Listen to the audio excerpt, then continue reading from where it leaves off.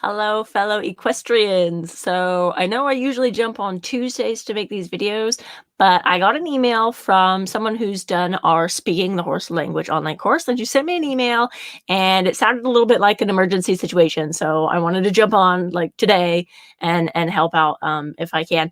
Now, today I'm going to be talking about what you do. She's in our Speaking the Horse Language course. She said her horse is doing great with a whole lot of things, and they've been enjoying the course. But what do you do when your horse is dangerous? Okay, what do you do when your horse is dangerous? And I'm going to say, I've traveled the world. I worked with a lot of horses in a lot of countries.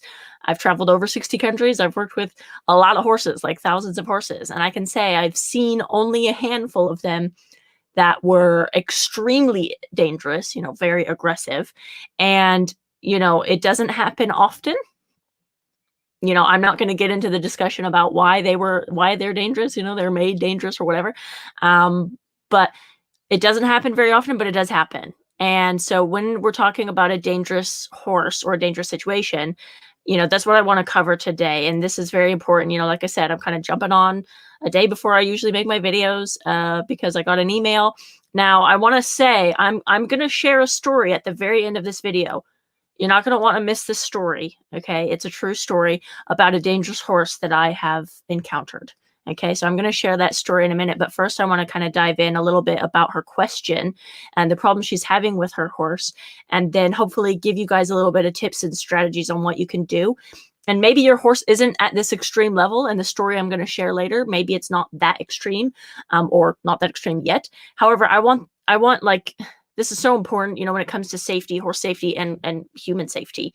That's one of my biggest things. And that's why I wanted to jump on early for this video because, oh gosh, like confidence is so hard to build and so easy to destroy. And it's more than confident. Like, it takes one injury, one kick to the head and game over, we're done. So, I just want to kind of let everyone know, like when it comes to a dangerous horse, please, send me a message or whatever, like, this needs to be taken care of. Do not make excuses for your horse or whatever. Don't try and, I don't know, just don't do anything stupid. Okay, please. Okay, so I said that. So let me just share a little bit about what she had said. It was a long message. I'm not going to get into it. But basically, her horse is having issues with leading. It sounds like he had a lot of rest time in rehab, and so he can get actually quite dangerous. I don't know the details exactly. So I want to say there's kind of two... when I say dangerous, is the horse spooky dangerous? Like, are they just so silly and so wound up that they're just oblivious to your safety? Like they're smashing into you or they're, spinning around quickly. Okay, spooky dangerous. And then there's aggressive dangerous. Okay, so this video is aggressive dangerous. This video is not spooky dangerous. Spooky dangerous, I've covered spooky horses in other videos, and especially some in the Speaking Horse Language course. So I'm not going to talk about spooky horses because that's solved with something else, different strategies and tactics than what I'm going to be talking about right now. Right now, what I'm going to talk about is aggressive dangerous, okay? A horse that's big, powerful, strong, knows they're bigger than you, knows that they're stronger than you, knows that they can bully you. Okay, these are the horses that are not, I don't want to say they're not afraid of you. I mean, horses shouldn't be afraid of us, but they know that they can kill you at any moment. Okay, they know that their kicks are going to hurt you. Okay, this is the type of horse that I'm talking about. So, again, I haven't seen this horse. I haven't seen this situation. So I'm going to do my best to help out and answer. And I know you guys are going to all find some value into what I'm about to share. The story of this dangerous horse, I haven't shared that before. Okay, I haven't shared it before. So I hope you guys will learn something from it. But before I do, I want to just dive into some red flags or some tips, which I had kind of seen in her messages. It was, a long text, so I'm not going to get into it too much. But one of the things that she said that her horse was doing, now, comment or let me know if maybe you recognize your horse is doing some of this as well. So she said she had a professional trainer who kind of would back the horse every time it started to do something naughty. Now, to me, this sounds like the horse now associates reversing with being punished. Okay, so every time, she would go to try and reverse the horse is now thinking it's being punished, and it just kind of lashes out and it gets even more wound up, is what it sounds like. So I want to talk about that strategy for a second, okay? Because I definitely, you see some movies or stories or books or things of people like backing their horse forever to try and fix the problems. Now, in the speaking the horse language course, when we're leading, we do teach the horse how to back up. We teach them how to walk, stop, lead from a distance, do all these different things, and reverse a few steps, okay, and be able to back up a little bit. So that's all handy stuff when you're teaching leading, especially if you have a green horse. However, in this horse's situation, where the reversing was kind of used as a tool to punish the horse, I'm going to say take that off the table.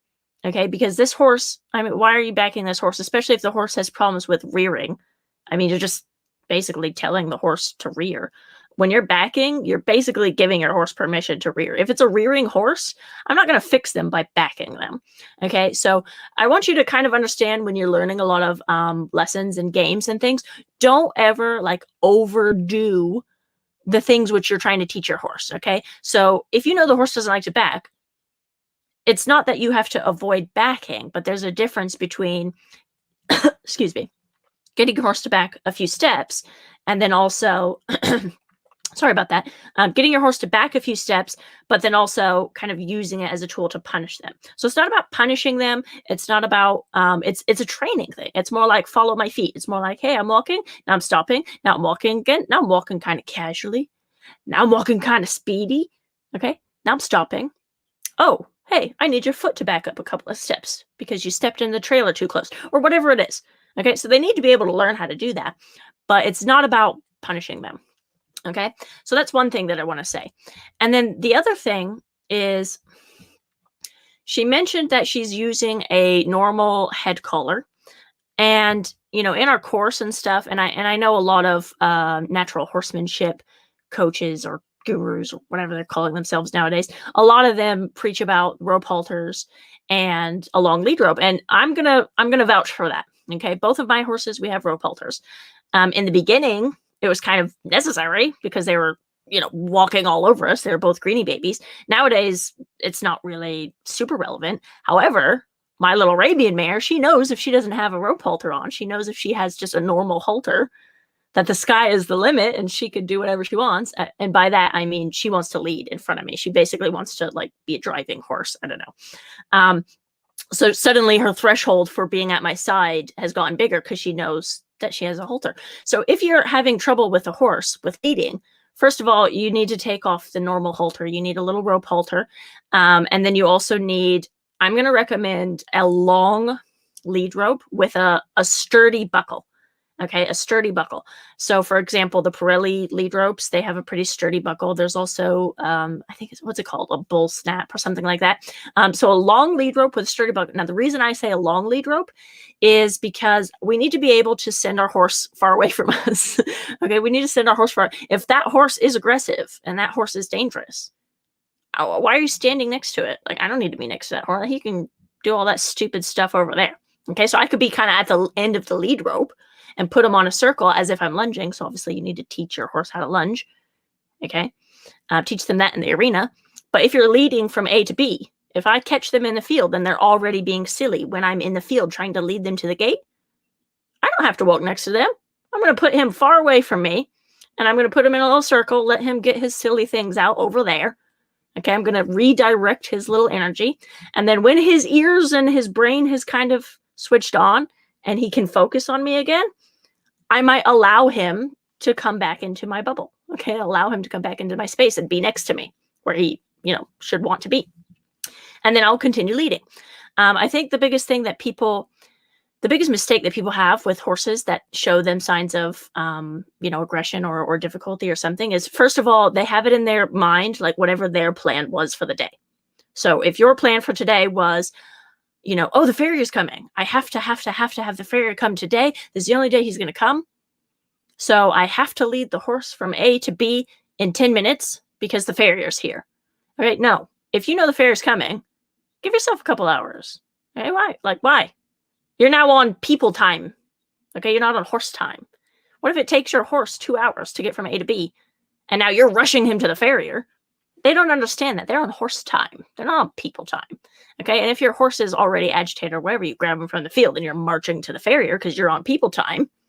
of course the horse is going to feed off of you.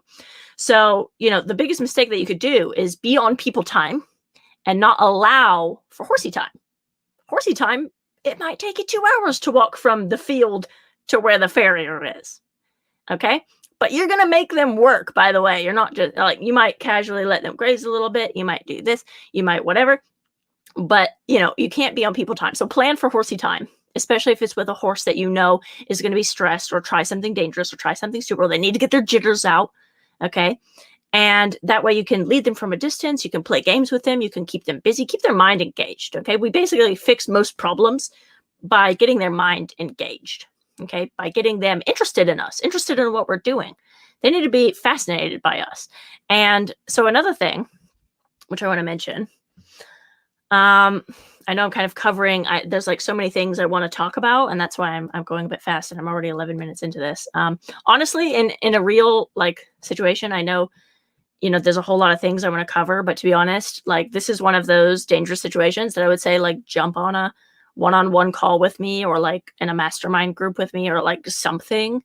I would like to hear from people face to face and kind of actually understand the situation a bit fuller. So this is my interpretation, let's say, with the information that I have in the email.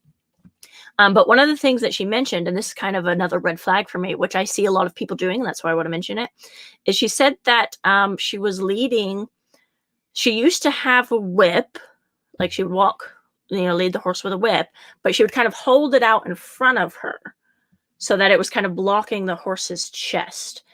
And that's all the information that I have. But what I want to say is that doesn't work because, one, now the horse never has the opportunity to be good. They never have the opportunity to prove themselves as good, okay? Because they're always having that kind of bumper guardrail there. So the second you take it away, they're like, oh, yay, I have all this space and I can finally move now, okay? And then they might also associate that they only have to be at your shoulder or whatever, next to you, when there's a bumper rail. Okay, so we don't want to give them a crutch. Okay, we don't want to teach our horses to rely on a crutch. Okay, because that's not training. That's trying to trick them somehow. Okay, and it just doesn't work. I would say if your horse is dangerous, carry a whip with you. Okay, and the biggest thing I want to say about when you're carrying a whip, okay, is, and this is one of those things that it's kind of, as a coach, it's one of those things that it's a little bit hard for me to explain, but you have to know timing, okay? You have to know the timing of when to use the tools that you have, okay? Whether it's the lead rope, whether it's your body language, you half halting with your body language, with you breathing, with you, okay? So I don't just mean a whip, okay? I mean everything. When do you pin your ears? Make my little face and pin my ears at my horse. The biggest thing you need to learn is timing. Okay, because that whip that you're carrying or these tools, there can be no emotions associated with it. Okay, I kind of mentioned at the beginning, your horse shouldn't be scared of you. Okay, it's not about carrying a whip so you can, I'm stronger than you, horse, because you're not. If you want to play that game, especially with an aggressive stallion type, that game's not going to work. Okay. So it's not about, there should not be any emotion involved in anything that you're doing with your horse. So if you're correcting them, even if it's just gently pushing on they have a pressure point here. So if they turn their head towards you and you just gently move them, okay, there could be no emotion involved. Okay. It's just boop. And then you continue on walking. Boop. I'm not even looking at them. Boop. And then I continue on walking. Okay. And it's the same with the whip. If I'm, if she went to kind of, I don't know, wiggle the whip a little bit in front of the horse's chest because he started to walk faster than her. Okay. Doesn't even have to touch the horse or anything like that. It shouldn't. But even if you kind of went to wiggle it, okay, it's about the timing, but it's also about not having any emotions associated with that. If they start to walk past you, okay, there's a time and a place for when you need to kind of follow up on that. Okay. But the first thing you need to be doing is kind of wiggling the rope or wiggling the little, butt end of the stick or something like that. But yeah, so timing. Okay. And timing, again, is something a little bit difficult to explain in the video, but timing is definitely the thing that you have to develop because you have to know when it's okay to kind of correct them and when you need to redirect them, when you need to just keep them busy. put them out on the circle, let them do their silly stuff over there. So that's one of the things. So we have a comment. So hello. I know you're in Brazil watching, so thank you so much for joining me. Okay, I'm going to keep going through this list because I know I have like so many things. So let's see. One of the other things is, so she said that her horse kind of becomes a devil when it's told off. Now, I don't know what told off means. I don't know anything about that. I don't know if there's any emotions involved. My first instinct is to say, is there emotions involved behind that? So when you're telling off your horse, if you're shouting at it, for example, if you're saying, hey, mister, pay attention to me, is there emotion behind that? Are you scared? Are you frustrated? Are you angry? Okay, is there emotion behind that?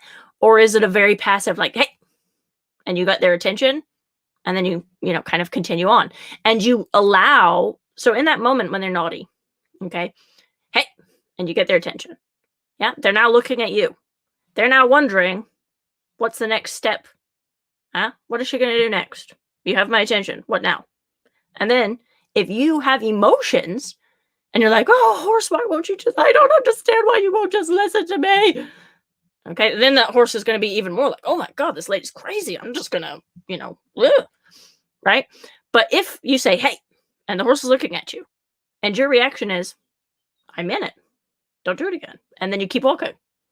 Okay, look them in the eyes. Hey, don't do that. And then you keep walking without emotions. Okay? That is actually the best way to deal with horses. And especially, these aggressive type horses in the wild, okay, in the wild, two stallions fighting at each other. Yeah, they're going to kick each other. They're going to do so many things to each other. Oh my God. Have you seen these wild stallions fighting it? They will kill each other. If one stallion does not back down from fighting the other stallion, they will kick each other until one of them is either dead or it's injured so bad that it can never recover.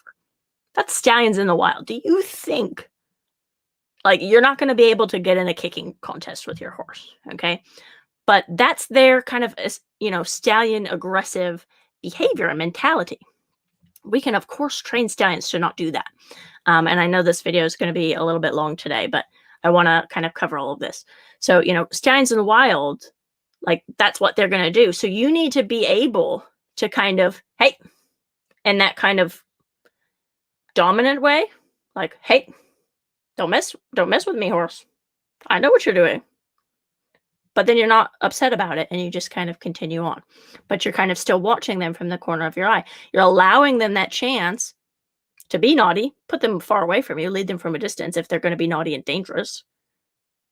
But I'm kind of giving them that chance to then, like, I'm going to forgive them for that little naughty, silly thing that they just did, assuming they didn't, try and kill me or kick me or something.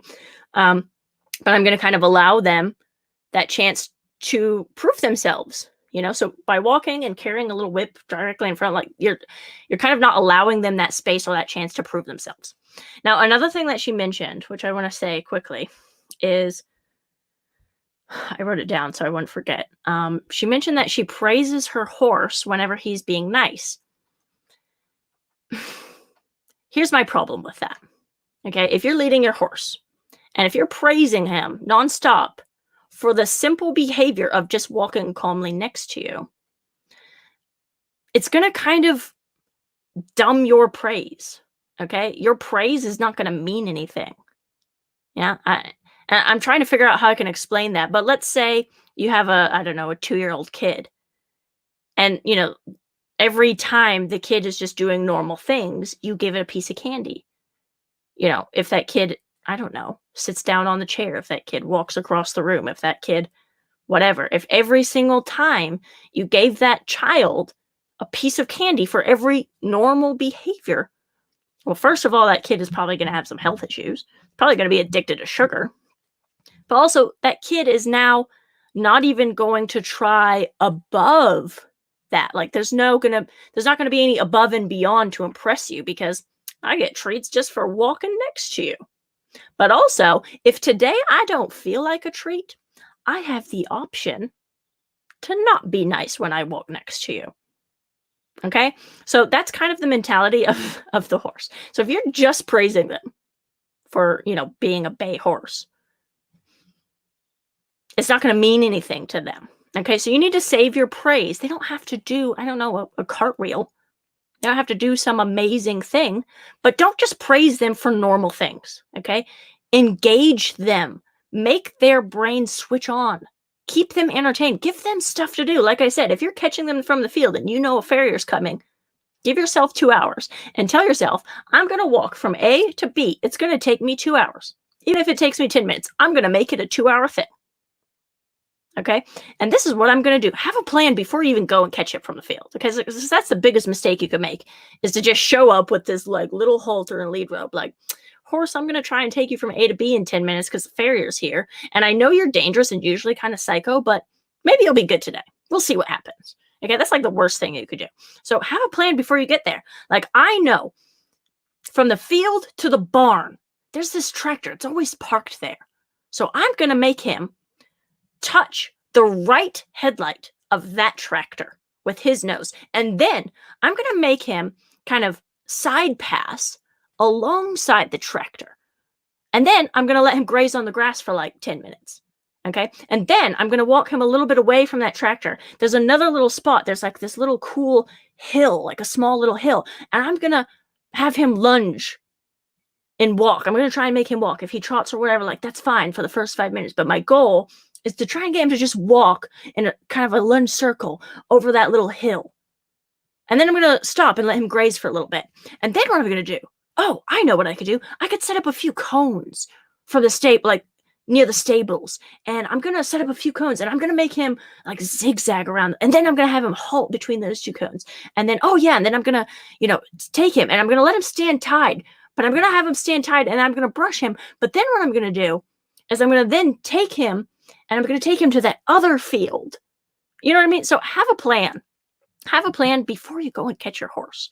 Keep your horse interested. If they're so interested in what you're doing, like, they don't even have time to be dangerous. They don't have time to be dangerous.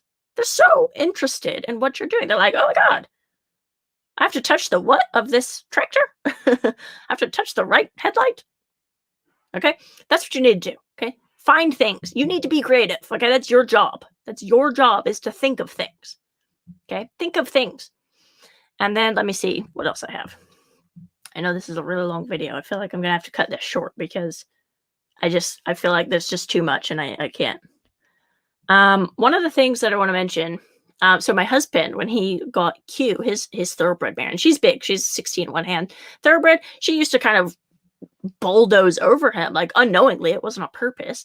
And so what he would do is he would, like, look where he's going. He's walking calmly next to her, and he's kind of aware that she's starting to come into his bubble. But instead of moving away from her bubble and allowing her to do that, he did this, and by the way, without emotions. This is the key word here, no emotions. Okay, he's looking, he's walking, horse starts coming into his bubble. He starts doing the chicken dance. Okay, he starts doing the chicken dance. He starts walking, still looking where he's going, not looking at her, but he can kind of see her from the corner of his eye. She started to come. He did the chicken dance. That got her attention, just enough that she didn't enter into his bubble. And then he stopped and continued walking. Okay, as if he didn't do the chicken dance. Okay, as if that had never happened. As if she was a crazy horse. Like, did I see him do the chicken dance? Did he just do it? Okay, that's his horse. Did he just do the chicken dance? So now she's aware of him. She wasn't a minute ago. Now she's aware of him. And now she's kind of thinking about it. And so they're walking, and she's kind of walking with him. And sure enough, I don't know, a few strides later, same thing. She sees something over there. Something over there. She's thoroughbred. There's something over there. So she starts drifting into his bubble. And you know what? He's still looking where he wants to go. He sees her coming. He starts the chicken dance again. Okay? Maybe, I don't know, maybe you don't want to do the chicken dance. Maybe you have that whip with you and you just start doing jumping jacks randomly. Okay? Just stop and start doing jumping jacks. Okay? Whatever it takes to get your horse's attention. Okay? Do 5 jumping jacks. They're not looking at you like you're a crazy person. And then you walk and continue on your day. Okay? Do that every single time that they start. That, like, when they start, you have to be aware of what your horse is doing. Don't be walking playing on your phone. Okay? Be aware of what's happening. So yeah, that definitely is another thing. And the biggest thing that I wanted to say, and sort of one of the things that he learned as well is you have to stop annoying your horse when they're not annoying you. Okay. So the second that she was looking at him and she was aware that he was suddenly there, he would stop the little chicken dance or the jumping jacks. Okay. So don't annoy the horse when they're not annoying you. The second that she stopped, he stopped and he started walking as if nothing happened. Okay. No emotions. He wasn't angry at her for trying to run into him. He wasn't, bothered or anything. It was an unemotional, like, I'm doing jumping jacks right now. Horse, you can either move out of my way or you can get whacked by my hand because I'm doing jumping jacks right here. Okay. So that's what you need to do. And, oh gosh, there's too much. I don't think I can cover all of it. I might turn this into a second video. I think that's what I'm going to do because it's been 25 minutes. Next time, what I'm going to do is I'm going to share the story of the dangerous horse that I've worked with. But what I want to leave you guys with is, I got this email and, I want you guys to be safe, definitely. Don't wait till it's too late. Okay. Don't wait till it's too late and you're in the hospital. Okay. Reach out to me. I am available for one-on-one coaching. I don't do it very often because I have a very full schedule. However, I am hosting a webinar. Okay. I'm doing it for the first time this week. Okay. For the first time this week, I'm hosting a webinar. It's completely free. It's a hour-and-a-half long training that I've put together. And there's a lot of points in there that I want to talk about that I know is going to help this person who sent me a message, but also you guys watching this webinar training. I'm going to cover, rider confidence. I'm going to cover having a sticky butt when you're riding. I'm going to cover so many things. So I left a link in the video, but I'll go ahead and I'll paste it here in the comments again. So let me just do that quickly.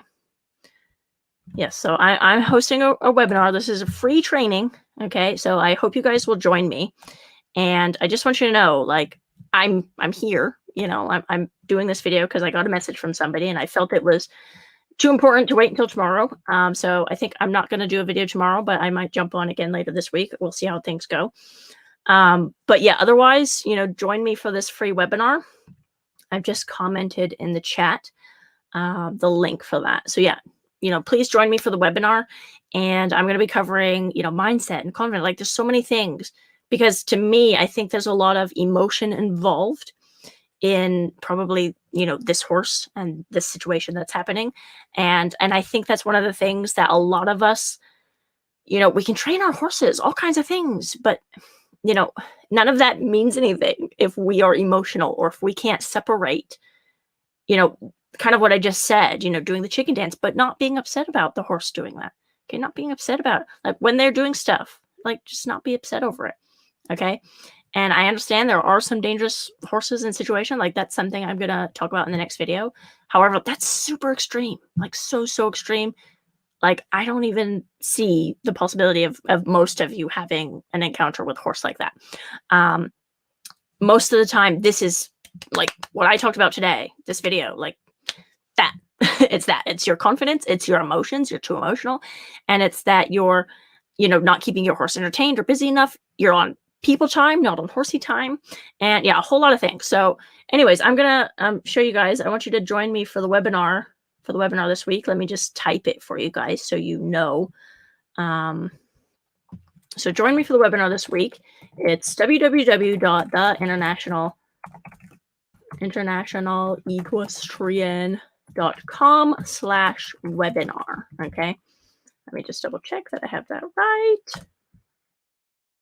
Okay, so the internationalequestrian.com/webinar. So I left a thing in the chat, the internationalequestrian.com/webinar in the chat. And there's also a link in the description. So, join me for this free webinar. It is more of a training for people who want to improve their riding, get a sticky butt, have better confidence with their horses. That's more of what this training is about.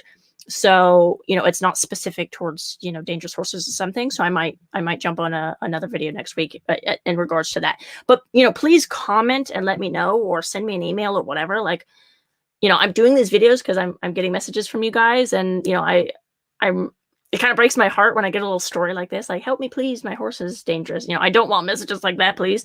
But yeah, hopefully you guys found this helpful. Thank you so much. And yeah, I will see you guys probably next week because of the webinar. I'm not sure if I'll have the time this week, but yeah, join me for the internationalequestrian.com/webinar. And I'll also be available like live. It is live training. I will be there in person to answer some of your questions. I do have a lot of material I want to cover for that webinar, so I'll probably save the questions for the very end. But go and join that webinar. And yeah, I'm super excited to see you guys. I hope you guys found this video helpful, and I'm going to go ahead and jump off, and I will see you guys next week or at the webinar.